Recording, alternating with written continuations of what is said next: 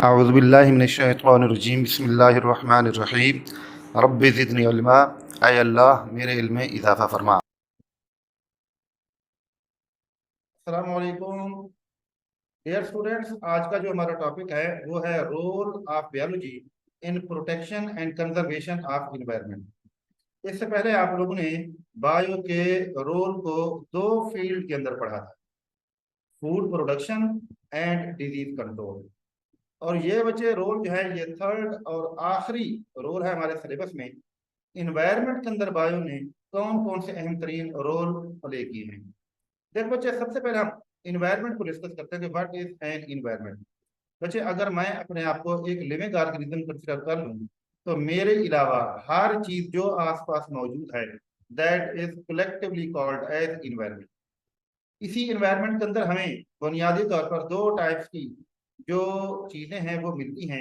Number one, biotic यानी कि living things, and abiotic यानी कि नॉन लिविंग थिंग्स। और इन्हीं बायोटिक और ए बायोटिक थिंग्स को या चीजों को मजमूई तौर पर हम इन्वायरमेंट का नाम दे देते हैं। अगर हम लिविंग थिंग्स को देखें तो इसके अंदर हमें प्लांट्स भी मिलते हैं, एनिमल्स भी हैं, बैक्टीरिया, फंजाई और प्रोटिस्ट शामिल किए जाते हैं। नॉन लिविंग चीजों के अंदर भी बच्चे बहुत सारी चीजें होती हैं, जिसमें वाटर है, सॉइल है, एयर, मिनरल्स, लाइट, टेम्परेचर, ये सारी चीजें कंपोनेंट है एबायोटिक कंपोनेंट्स ऑफ इन्वायरमेंट का। अगर इन्वायरमेंट पर जो डेफिनेशन देखें तो इसकी डेफिनेशन कैसे करते हैं। इन्वायरमेंट इज एक्चुअली सराउंडिंग्स और कंडीशंस। ये सराउंडिंग यानी हमारे आसपास की चीजें, या कंडीशंस होती हैं यानी हमारे आसपास, जैसे टेम्परेचर की कंडीशन है, सॉइल की कंडीशन है, वाटर की अवेलेबिलिटी के हवाले से कंडीशंस हैं। ये तमाम जो कंडीशंस हैं हमारे आसपास, in which persons, animals and plants live, is overall called as environment. और बच्चों, अगर हम इस इन्वायरमेंट की इंपॉर्टेंस को देखें तो environment is also called as trier for all types of our resources. यानी हमारे जितने भी रिसोर्सेज हैं, ये तमाम के तमाम रिसोर्सेज इन्वायरमेंट के अंदर ही मौजूद होते हैं। हमारी बॉडी की टोटल जो रिक्वायरमेंट्स हैं वो इन्वायरमेंट से ही पूरी होती हैं। मसलन हमें ऑक्सीजन चाहिए, कहाँ से लेंगे? इन्वायरमेंट से लेंगे। पानी चाहिए, कहाँ से लेंगे? इन्वायरमेंट से लेंगे। इसके अलावा बच्चे हमें फूड चाहिए, कहाँ से हमें मिलेगी? इन्वायरमेंट से मिलेगी। इसी वजह से हम कहते हैं कि environment is the trier for all resources. अगर बच्चों यही हमारा इन्वायरमेंट नीट एंड क्लीन होगा तो ऑटोमेटिकली ये तमाम रिसोर्सेज भी नीट एंड क्लीन होंगे, और हमारी जो रिक्वायरमेंट्स पूरी होंगी वो क्वालिटी और क्वांटिटी दोनों हवालों से इंतहाई एफिशिएंट होती है। लिहाजा हमारी कोशिश होनी चाहिए कि हम अपने इन्वायरमेंट को जिस हद तक प्रोटेक्शन प्रोवाइड कर सकते हैं प्रोवाइड करें, और साथ साथ जिस हद तक अपने इन्वायरमेंट को पोल्यूशन से महफूज कर सकते हैं बच्चों हमें करने चाहिए। ठीक है। अब बच्चे, क्वेश्चन ये है कि इन्वायरमेंट के अंदर जो डिस्टरबेंस होती है पोल्यूशन के हवाले से होती है या किसी और हवाले से होती है, उसकी मेन रीजन क्या है? What is the main cause of disturbance in our environment? तो बच्चों उसके अंदर हम एक ही पॉइंट के ऊपर मेन फोकस कर लेते हैं, that is called as human activities.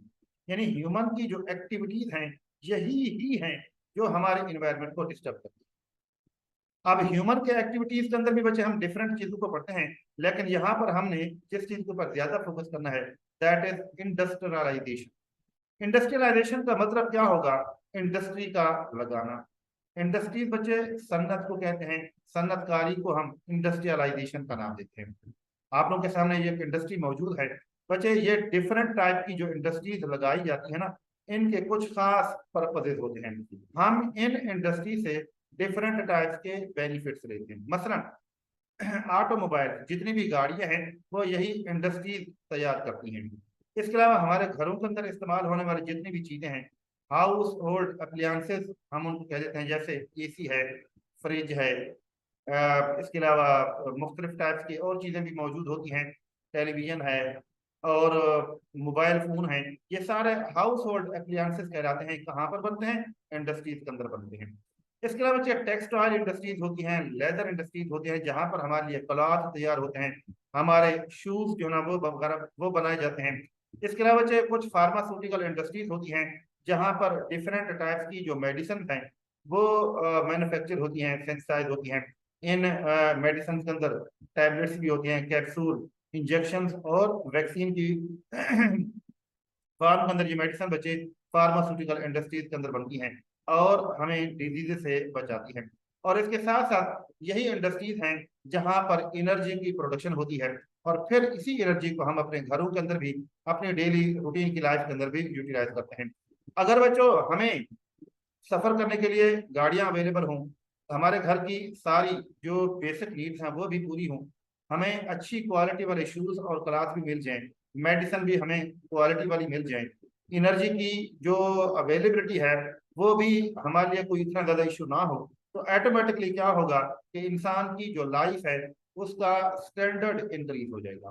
तो हम यूं भी कह सकते हैं कि इंडस्ट्रियलाइजेशन की वजह से जो लिविंग ऑर्गेनिज्म है और पर्टिकुलरली जो ह्यूमंस हैं उनका जो स्टैंडर्ड ऑफ लाइफ है काफी हद तक इंक्रीज हो चुका है। अगर बच्चे हम पास्ट माजी के अंदर चले जाएं, जब इस अर्थ प्लेनेट के ऊपर इंडस्ट्रीज का कोई वजूद नहीं था, उस वक्त बच्चों इंसानों को अपनी लाइफ को गुजारने की खातिर कोई खास सहूलियात भी मौजूद नहीं थी। मेडिसिन के हवाले से भी, ट्रांसपोर्ट के हवाले से भी, घरों के अंदर मुख्तलिफ चीजें जो होती हैं ना, जो फैसिलिटेशन प्रोवाइड करती हैं, किसी भी हवाले से जो ना इंसान की जो लाइफ थी उसका इतना अच्छा स्टैंडर्ड नहीं था पास में। आज हमारे पास ये जो बेहतरीन स्टैंडर्ड ऑफ लाइफ अवेलेबल है, this is due to advancement in industrialisation. और बच्चे ये भी कहा जाता है कि जहां एक चीज के कुछ बेनिफिट्स होते हैं वहीं साथ साथ उनके कुछ नुकसान भी होते हैं। अब इंडस्ट्रीज लगवा दी गई, बेनिफिट्स भी हमें मिलना शुरू हो गए, तो डेफिनेटली अब इंडस्ट्रीज को रन करने की खातिर फ्यूल्स की बर्निंग की जाती है। कोल है, ऑयल है, गैसें हैं, इनको फ्यूल के तौर पर इन इंडस्ट्रीज के अंदर बर्न किया जाता है। और जब फ्यूल की बर्निंग होती है तो एक तरफ से तो एनर्जी प्रोड्यूस होती है जो हमारे लिए बड़ी फायदेमंद चीज है, और उसके साथ साथ इन्हीं इंडस्ट्री से बचे टन्स के हिसाब से, टनों के हिसाब से इंडस्ट्रियल वेस्ट और ई फ्लूएंट्स रिलीज होते हैं। ई फ्लूएंट्स मींस वेस्ट, वो वेस्ट जो इंडस्ट्री से निकलते हैं टनों के हिसाब से बाहर रिलीज होते हैं। ये वेस्ट किसी भी फॉर्म के अंदर हो सकते हैं, किसी इंडस्ट्री से सॉलिड फॉर्म के अंदर भी हो सकते हैं, लिक्विड फॉर्म के अंदर भी हो सकते हैं, और गैसेस फॉर्म के अंदर भी हो सकते हैं। अब बच्चे ये जो इंडस्ट्रियल वेस्ट होते हैं ऑटोमेटिकली कहाँ जाते हैं? हमारे इन्वायरमेंट के अंदर जाते हैं। हमारे इन्वायरमेंट के अंदर इनको इंजेक्ट कर दिया जाता है। अगर सॉलिड वेस्ट इन्वायरमेंट के अंदर शामिल होंगे तो लैंड पोल्यूशन, और अगर लिक्विड जो इंडस्ट्रियल वेस्ट होंगे वो शामिल होंगे तो वाटर पोल्यूशन पैदा होगी। और इसी तरीके से अगर कोई इंडस्ट्रियल वेस्ट गैस की फॉर्म के अंदर इंडस्ट्री से रिलीज होंगे तो डेफिनेटली एटमॉस्फेरिक पोल्यूशन पैदा होगी। अब बच्चे इन तमाम टाइप्स के इंडस्ट्रियल इफ्लुएंट्स में अच्छी खासी अमाउंट में टॉक्सिक सब्सटेंसेस मौजूद होते हैं, यानी जहरीले मादे पाए जाते हैं। और इसके साथ साथ कार्सिनोजेनेटिक मटेरियल भी मौजूद होते हैं, कार्सिनोजेनिक मटेरियल भी मौजूद होते हैं, यानी कि ऐसे सब्सटेंसेस जो कैंसर को पैदा करने का सबब बनते हैं। बिल्कुल इसी तरीके से बच्चे इन्हीं इंडस्ट्री से जो गाड़ियां वगैरह बनती हैं और फिर इन्हीं गाड़ियों के अंदर पेट्रोल वगैरह की बर्निंग की जाती है, कंबस्टन की जाती है, तो इससे लेड जो कि एक हैवी मेटल है वो रिलीज होती है, इन्वायरमेंट का हिस्सा बनती है। और इसके साथ साथ जो टेनरीज यानी चमड़ा रंगने वाले जो कारखाने होते हैं वहां से जो एक अहम तरीन हैवी मेटल रिलीज होती है बच्चे वो क्रोमियम है। अब ये लेड है, क्रोमियम है बच्चों, ये भी हमारे ही इन्वायरमेंट का हिस्सा बनती है। और यही heavy metal some time water के अंदर शामिल हो जाती है, और फिर यही वाटर जब हम अपनी बॉडी के अंदर लेकर जाते हैं तो बॉडी के अंदर डिफरेंट टाइप्स के प्रॉब्लम शुरू हो जाते हैं। खासतौर पर जो किडनी डिसऑर्डर हैं वो इन हैवी मेटल से ही पैदा होते हैं। बच्चे ये इंडस्ट्रियल इफ्लुएंस मुसलसल इन्वायरमेंट के अंदर किसी भी फॉर्म के अंदर शामिल होते रहते हैं। रिजल्ट इसका क्या निकलता है? जो हमारा नेचुरल इन्वायरमेंट है वो डिस्ट्रॉय हो जाता है। और बच्चे जब नेचुरल इन्वायरमेंट डिस्ट्रॉय हो जाए तो तब क्या होगा? हाई लेवल पर पोल्यूशन पैदा हो जाती है। अगर ये मटेरियल ज्यादा क्वांटिटी के अंदर वाटर के अंदर शामिल होंगे तो वाटर पोल्यूशन ज्यादा हो जाएगी। अगर बच्चे इंडस्ट्री से इंडस्ट्रियल वेस्ट अगर लिक्विड फॉर्म का सॉलिड फॉर्म के अंदर निकलेगा तो डेफिनेटली फिर लैंड पोल्यूशन ज्यादा होगी। और अगर गैसेस फॉर्म के अंदर ये इंडस्ट्रियल वेस्ट बाहर रिलीज होगा तो उसके नतीजे में एटमॉस्फेरिक पोल्यूशन बनेगी। अब बच्चे जिन कंट्रीज के अंदर इंडस्ट्रीज ज्यादा मौजूद होती हैं, नॉर्मली वहां पर इस तरह के जो इन्वायरमेंटल पोल्यूशन के डिफरेंट फैक्टर्स आपको बताए वो भी ज्यादा होते हैं। और कुछ तो दुनिया के अंदर ऐसे कंट्रीज भी मौजूद हैं जहां पर इन्वायरमेंटल पोल्यूशन अलार्मिंग लेवल तक पहुंच चुकी है, यानी इंतहाई खतरनाक लेवल तक पहुंच चुकी है। और बच्चे ये इंडस्ट्रियल पोल्यूशन इन्वायरमेंटल पोल्यूशन जितना ज्यादा होती जाएगी उतना ही ज्यादा ह्यूमन हेल्थ को नुकसान पहुंचता जाएगा। अब बच्चे नीड ऑफ टाइम, वक्त की जरूरत क्या है? बच्चे वक्त की जरूरत अब ये है कि जो इन्वायरमेंटल प्रॉब्लम्स मौजूद हैं दीज मस्ट बी एड्रेस्ड, यानी इनके ऊपर फोकस करना चाहिए, इनको कम करने की ट्राई करते रहना चाहिए। Otherwise it would soon be out of control. अगर बच्चे हम ऐसा नहीं करेंगे तो एक वक्त ऐसा भी आएगा कि जब ये प्रॉब्लम्स आउट ऑफ कंट्रोल हो जाएंगे, हमारे कंट्रोल से भी बाहर निकल जाएंगे।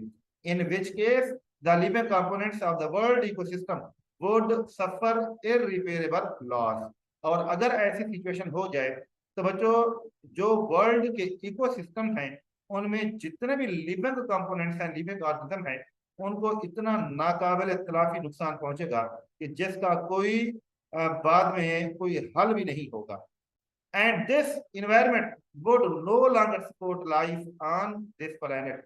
और अगर बच्चों यही इन्वायरमेंट मेंटेन रहा, पोल्यूटेड इन्वायरमेंट लंबे अरसे तक इस अर्थ प्लैनेट के ऊपर मौजूद रहा तो ये अर्थ प्लैनेट फिर लाइफ को मजीद सपोर्ट नहीं कर पाएगा। अब बच्चे ऐसी सिचुएशन में बायो का जो रोल है वो कैसा है? जो बायोलॉजिस्ट है बच्चे बड़ी एफर्ट्स कर रहे हैं कि किसी ना किसी तरीके से ये जो प्रॉब्लम्स है इसको कम किया जाए या फिर इसको खत्म किया जाए। तो बच्चे इसकी जो बायोलॉजिस्ट की कंट्रीब्यूशन है हम उनको डिफरेंट पॉइंट्स के अंदर देखेंगे। सबसे पहला पहला जो पॉइंट है वो ये कि जो बायोलॉजिस्ट हैं दे हेल्प मैनकाइंड, उन्होंने इंसानियत की बहुत ज्यादा खिदमत की है in attracting attention to this problem. सबसे पहला काम जिन्होंने यही किया है कि भी लोगों की जो तवज्जो है ना वो इस प्रॉब्लम की तरफ उन्होंने मबजूल करवाई है। लोगों का जो ख्याल है वो डाइवर्ट किया है कि भी पोल्यूशन बहुत ज्यादा हो चुकी है, अब इस पोल्यूशन को कम करें। दूसरे नंबर पर इनकी एक और अचीवमेंट ये है कि the the biologist try to find the solution to set this environment right. वो कोशिश करते हैं कि इन्वायरमेंट को बिल्कुल ठीक और सही तरीके से मेंटेन करने की खातिर कोई ना कोई सोल्यूशन को निकाला जाए। साथ साथ बच्चे जो बायोलॉजिस्ट हैं ये गवर्नमेंट को सजेस्ट करते हैं कि जितने भी इंडस्ट्रियलिस्ट मौजूद हैं कंट्री के अंदर उनको पाबंद किया जाए कि अपनी इंडस्ट्री से निकलने वाले वेस्ट सब्सटेंसेस को इन्वायरमेंट का हिस्सा बनाने से पहले ट्रीट लाजमी करें। ओब्लिगेटरी का मतलब होता है लाजमी करना, यानी उनको पाबंद कर दिया जाए कि वह अपनी इंडस्ट्री से निकलने वाले जो भी इंडस्ट्रियल इफ्लुएंस हैं उनको माहौल में शामिल करने से पहले ट्रीट लाजमी करें। इसका फायदा क्या होगा कि इन्वायरमेंट के अंदर जो टॉक्सिसिटी का लेवल होगा वो काफी हद तक डिक्रीज हो जाएगा। इसके अलावा जो बायो रेमिडिएशन एक प्रोसीजर का नाम है, इस प्रोसीजर से पोल्यूशन को कम किया जाता है। अब इस बायो रेमिडिएशन के भी डिफरेंट वेज होते हैं जो साइंटिस्ट अभी इनके ऊपर फोकस कर रहे हैं, इन्वेस्टिगेट कर रहे हैं। अब बायो रेमिडिएशन कैसा प्रोसेस है इसको हम जरा डिफाइन कर लेते हैं कि this is the process in which removal और डिग्रेडेशन ऑफ इन्वायरमेंटल पोल्यूटेंट्स और टॉक्सिक मटेरियल टेक्स प्लेस। यानी ये वो प्रोसेस है जिसमें इन्वायरमेंटल पोल्यूटेंट्स यानी ऐसे मादे जो इन्वायरमेंट के अंदर पोल्यूशन को काज करते हैं उनको रिमूव किया जाता है और डिग्रेड या उनको तोड़ दिया जाता है। या अगर इन्वायरमेंटल पोल्यूटेंट्स के साथ कोई और टॉक्सिक सब्सटेंसेस भी इन्वायरमेंट के अंदर मौजूद हैं तो उनको भी बच्चे रिमूव और डिग्रेड कर दिया जाता है। किस चीज की मदद से? By living organism, living organism की मदद से। बायो का मतलब ही लिविंग ऑर्गेनिज्म है, रेमिडिएशन का मतलब होता है रिमूव करना या डिग्रेड करना। अब बच्चे लिविंग ऑर्गेनिज्म को इस्तेमाल करके हम यह काम कई तरीकों से कर सकते हैं। कई लिविंग ऑर्गेनिज्म हैं जो बच्चे इस मकसद की खातिर इस्तेमाल किए जा सकते हैं। अब उसके एक एग्जांपल ले लेते हैं कि जो एलजी है, इसके बारे में जब इन्वेस्टिगेशन की गई तो पता यह चला कि एलजी के अंदर एक खास क्वालिटी मौजूद होती है कि एनवायरनमेंट के अंदर जो हैवी मेटल्स होती हैं, पोल्यूशन काज कर रही होती हैं, उनको ये एलजी जो है ना अपने अंदर एब्जॉर्ब कर लेती हैं, और इनका यही एब्जॉर्ब करना बायो एब्जॉर्प्शन कहलाता है। जितना ये मटेरियल एब्जॉर्ब होते जाएंगे वैसे ही पोल्यूशन एनवायरनमेंट के अंदर कम होती जाएगी। आप लोग के सामने बच्चे एक डायग्राम मौजूद है। इसकी एक डायग्राम के एक साइड पर आप देखिएगा तो लिखा होगा पोल्यूटेड वाटर। इस पोल्यूटेड वाटर को बच्चे एक पंप की मदद से जो है ना एक बहुत बड़े कंटेनर के अंदर जो है ना डाल दिया जाता है, और उस कंटेनर के अंदर कुछ लेयर्स एलजी की बना ली जाती हैं।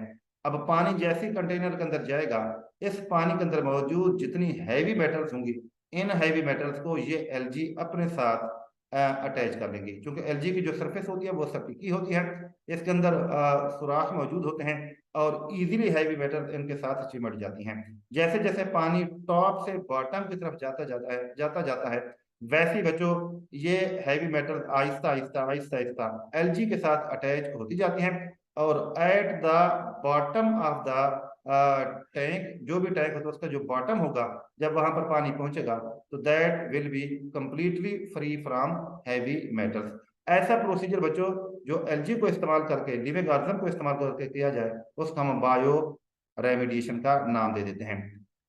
नेक्स्ट बच्चे, बायोलॉजिस्ट की कुछ और कंट्रीब्यूशन भी हैं स्पीशीज के हवाले से। बच्चे हमारे एनवायरनमेंट के अंदर बहुत सारी स्पीशीज मौजूद होती हैं, प्लांट्स की भी, एनिमल्स की भी, बैक्टीरिया की भी होती हैं। इन तमाम स्पीशीज का बहुत बड़ा रोल होता है एनवायरनमेंट में। एनवायरनमेंट के अंदर बच्चे जो एक बैलेंस मौजूद होता है, उस बैलेंस को मेंटेन करने के अंदर इन तमाम स्पीशीज का किसी न किसी जगह लाजमी रोल होता है। जब किसी एरिया के अंदर इन्वायरमेंटल पोल्यूशन बढ़ती है तो बच्चों इसके बढ़ने की वजह से बहुत सारी स्पीशीज किसी भी एरिया के अंदर जो मौजूद होती हैं वो आहिस्ता आहिस्ता जो ना अपनी तादाद को कम करती जाती हैं। यानी कि वो स्पीशीज इन्वायरमेंटल पोल्यूशन की फॉर्म के अंदर जो ना सर्वाइव नहीं कर पाती, और आहिस्ता आहिस्ता उनकी तादाद कम होती जाती है। जैसे जैसे बच्चे इनकी तादाद कम होती जाएगी, वो स्पीशीज आहिस्ता आहिस्ता खतरे में आती जाएंगी, और ऐसी स्पीशीज जिनकी तादाद मुसलसल कम हो रही हो उनको हम एंडेंजर्ड स्पीशीज का नाम देते हैं। तो बायोलॉजिस्ट जो है ना ये वर्क करते हैं एंडेंजर्ड स्पीशीज के ऊपर, और लिस्ट बनाते हैं हर हर एरिया के अंदर कि कौन कौन सी प्लांट्स और एनिमल्स की स्पीशीज ऐसी हैं जो जिनकी तादाद जो आहिस्ता आहिस्ता कम हो रही है। ज़ाहिर है जब स्पीशीज की तादाद कम होगी तो उनका रोल भी इन्वायरमेंट के अंदर खत्म हो जाएगा, और जब रोल उनका कम होगा या खत्म होगा तो ऑटोमेटिकली जो है इन्वायरमेंट के अंदर या उस इकोसिस्टम के अंदर जो नेचुरल बैलेंस होगा वो डिस्टर्ब हो जाएगा। और साथ साथ जो बायोलॉजिस्ट हैं ये स्ट्रेस देते हैं गवर्नमेंट को कि भी हर वो कोशिश की जाए जो इन स्पीशीज की सर्वाइवल के लिए जरूरी हो। अब नेक्स्ट बचे, पाकिस्तान के अंदर जो पोल्यूशन है किस हद तक है इसको जरा डिस्कस कर लेते हैं। सबसे पहली बात यह है कि पोल्यूशन पाकिस्तान का एक कौमी मसला है, नेशनल प्रॉब्लम है। पाकिस्तान के अंदर जितने रिवर्स हैं या कैनाल्स हैं जिनके अंदर फ्रेश वाटर मौजूद होता है, इसमें सीटी सेवेज यानी कि शहरों से निकलने वाला खराब पानी है या इंडस्ट्री से निकलने वाला जो खराब पानी है वो शामिल होता रहता है। जब फ्रेश वाटर के अंदर बच्चे ये खराब पानी मिक्स होता है तो ऑटोमेटिकली इस फ्रेश वाटर के अंदर पोल्यूशन पैदा हो जाती है, और इस पोल्यूशन की वजह से जो फ्रेश वाटर में लाइफ एग्जिस्ट कर रही होती है वो आहिस्ता आहिस्ता कम होना शुरू हो जाती है। खासतौर पर बहुत सारी फिशेज हैं जिनकी तादाद इसी फ्रेश वाटर पोल्यूशन की वजह से बहुत ज्यादा कम हो गई है। अब बच्चे इसके लिए कोशिश की जाती है कि भी कोई ऐसी मैयत इख्तियार की जाए कि सिटी सेवेज वाटर जो है अव्वल तो फ्रेश वाटर के अंदर जाने ना पाए, इंडस्ट्री से निकलने वाला वेस्ट भी फ्रेश वाटर में ना जाने पाए, और अगर मजबूरी हो सिटी सेवेज या इंडस्ट्रियल वेस्ट को फ्रेश वाटर के अंदर डालना भी हो तो सबसे पहले इसको ट्रीट कर लिया जाए ताकि जो वाटर पोल्यूशन है वो कम से कम हो जाए। इसका हम प्रोटेक्टिव मेजर्स कहते हैं, और ये जितना जल्दी की जाए उतना ही ज्यादा बेहतर होता है। इसके अलावा जब हमारी जो गाड़ियां वगैरह होती हैं, ट्रक हैं या बसें हैं या इस तरह की जो दूसरी मुख्तलिफ टाइप्स की ट्रांसपोर्ट होती हैं, इनके अंदर फ्यूल्स की बर्निंग होती है तो लेड मुसलसल जो है ना वो बाहर निकलता है, इन्वायरमेंट के अंदर मुसलसल शामिल होता है और इन्वायरमेंट के अंदर पोल्यूशन की मेन सबब बनता है। और अगर ऐसी सिचुएशन से बचना है तो उसके लिए बेहतरीन तरीका यह है कि लेड फ्री पेट्रोल इस्तेमाल किया जाए ताकि पोल्यूशन रिड्यूस हो सके।